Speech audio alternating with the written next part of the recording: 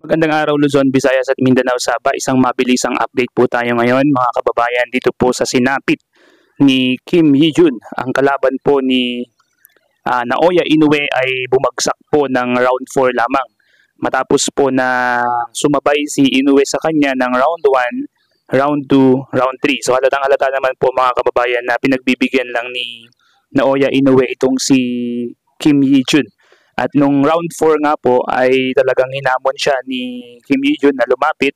At lumapit nga po si Naoya Inoue kaya nga po siya ay nakatikim ng straight right hand ni Naoya Inoue na siya talagang tumama sa mukha nitong si Kim Hee-jun at siyang nagpabagsak sa kanya sa round 4. At yun po ay kalagitnaan ng round 4 at siya po ay na-knockdown at hindi na po nakatayo dahil sa pinsala pong kanyang natamo.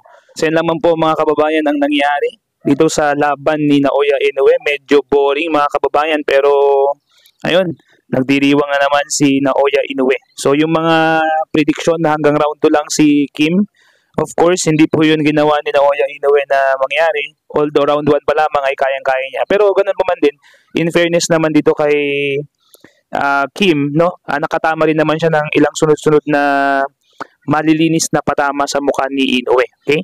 Sa round 1 or round 2 nung laban po nila. So yan lamang po ang ating update ngayon mga kababayan. So once again, no, kung gusto po niyo suportahan ang ating channel, ay paki-like naman po ang ating YouTube channel ngayon at ganoon din po yung ating video. Paki-subscribe na din po ang ating channel mga kababayan para ma-update ko po kayo sa mga videos na kagaya po nito. And once again, this is Pilipinas News Channel. Peace out.